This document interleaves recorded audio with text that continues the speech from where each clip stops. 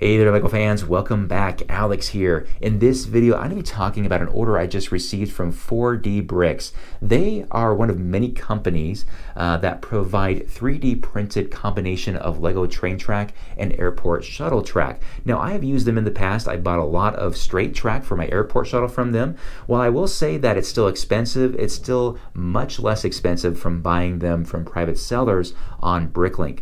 Now, I will say I've had a good experience with them. I think there was only one airport shuttle track that had an issue with the train running on it, but they did replace that free of charge for me, so that was really nice. Now I have gone out and ordered again from them, but this time I have ordered train track sets. So one of those is going to be this beast right here, which is the double crossing. Interesting name, always sounds like it's a double cross, but this comes in 6 different pieces, not including the knobs right here. And I also got 2 switch tracks. You'll notice that this switch track is not anything that Lego makes. You'll see that it veers to the left and continues going instead of changing its course to go straight, which is very annoying that they have it that way. So I really like the versatility with these things that they give you. Now, whenever we buy something that is not Lego, the question of quality comes to mind. When we think of Lego, we think very high expectations for quality.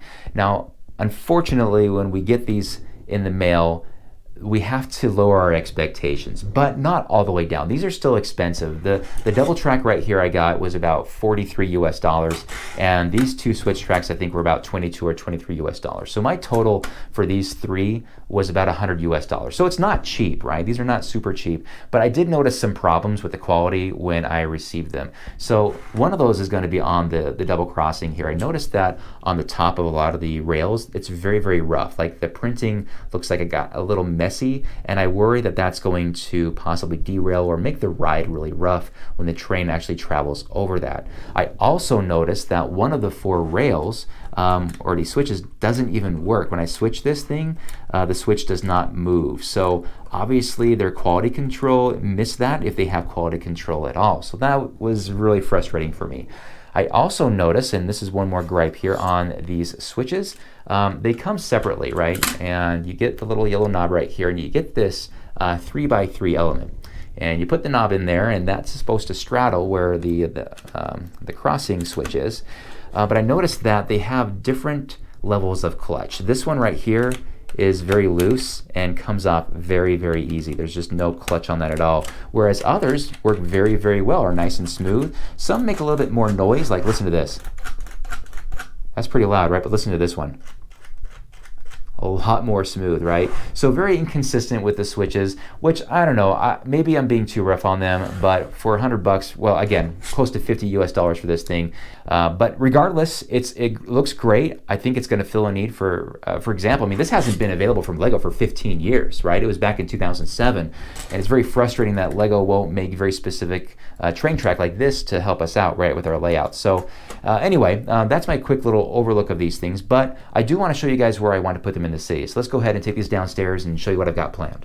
So the double crossing is going to go right here. I think this is going to be a good spot for it. In fact, I got it right here. Let's kind of eyeball it here a little bit and see what that's probably going to look like. Yeah, something like that. It looks like I'm going to have to get some extra straight elements for this thing, because look at this. That's where it would connect right about there. And so I would actually have to get 4 straight elements, pieces of track to get this. So it's a huge space saver already, and that's why I got these guys. Like, let's take a look at this right here. So let's line it up right there, and you can see that instead of going that way, it continues to turn left right there. So that's going to be a huge space saver. But anyway, I'll show you that in just a little bit. Let's go ahead and get this guy added here and see if it's an improvement. Gotta say, it looks really good. I think it blends very well with the current train track. In fact, let me show you guys the old guy here. So that is what we took out and replaced. And it took me, I had to get 6 of these straight elements to fill the gaps in. So that was quite a bit, because this is more, obviously a lot more compact. So let's go ahead and test this thing out. Let me see where I got the switch track. Let's have this train right here go straight through. I'm just gonna pull it through. Straight through should be fine. And it is, so smooth. I love it. Let's go ahead and switch the track. Now this is the rough area right here I was telling you guys about earlier upstairs. Let's see what it does here. I think it's pretty good. I mean, I'm not a fan of what it looks like or even feels like, but as far as the train goes, it doesn't seem to mind. Very nice. Now, unfortunately, this is the switch that's not working for me. See that? So I mean, I tried to kind of hold it open with my finger here. It gets a little bit of a gap sometimes, but it doesn't want to stay. Oh, there we go. Let's try that. That's a little bit of a gap. Let's see what happens. Oh, it catches the back wheel. Darn it. So close. Anyway, I'll reach out to 4D Bricks and let them know what's going on. I'm sure they're more than happy to replace it, because I'm sure they're proud of their products and they want to make things right for their customers. So I don't think that's going to be an issue. All right, this next area is right here, and I want to put it here just to save me some space. You see how this switch track forces you to have to go straight and then turn? So this is going to work a lot better for this corner right here. So what we'll have to do is, it looks like I can actually have this thing, man, look at that. It can go look at all that space it's going to save me. That's insane. All right, let me rip this thing out and reroute the track. The install is done, and I gotta say, this is so much better. Wow, I cannot believe Lego hasn't caught on to something like this before now, because this is so much better. And look at all the space it saved me, you guys. This is incredible. All that area was taken up because that switch track had that forced right turn, and this is so much better. I mean, wow, just incredible. Okay, let's go ahead and play the switch track here. Now, this unfortunately is the one that is very loose. You see that's coming out really easy, so it's not really strong. But the switch works really, really well, as you can see. Let's go ahead and test this out. We've got our train right here. Let's check it out. Yep, no problem.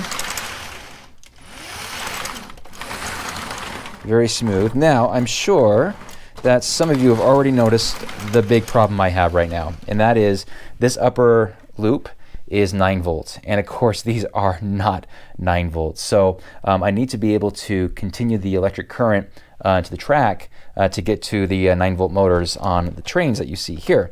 So what I'm going to have to do is somehow get the copper foil tape on just the turning section right here, so we can continue that. So I knew that going into it. I knew that was going to be an issue, but that's just kind of the way it is. Now let me go ahead and show you guys the other spot that I have for the other switch track. And this is part of an expansion, a future expansion, I will say. So here it is right here underneath the Airport Shuttle station. So the idea here is that we have this nice offshoot that goes straight, and it would actually go through these bridges and expand to this side of the city some way, somehow. I don't really know how yet.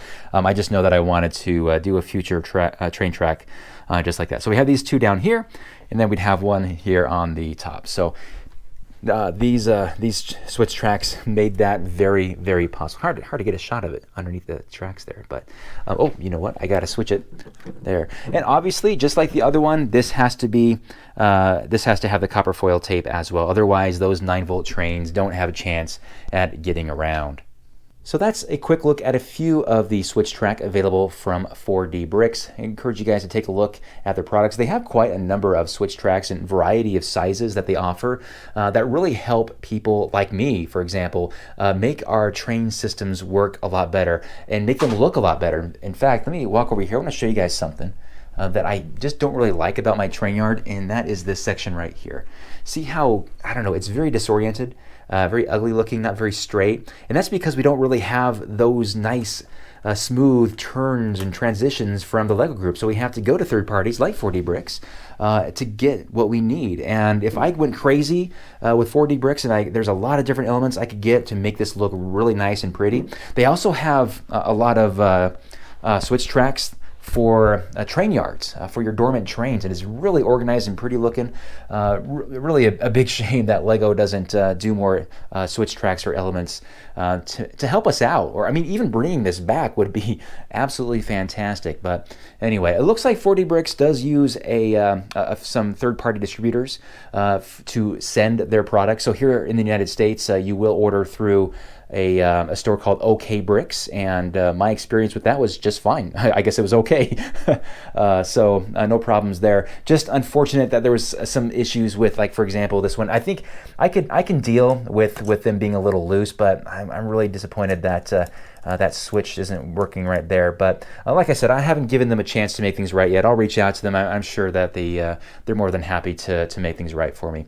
Anyway, guys, that's it for me today. Thank you so much for watching. Let me know what you guys think of these tracks, and man, if you think that Lego should get their game on with more Airport Shuttle track, or at least give us a better variety of switch tracks for our Lego trains. They're never short on giving us Lego trains, so what about nice train track to put them on, right?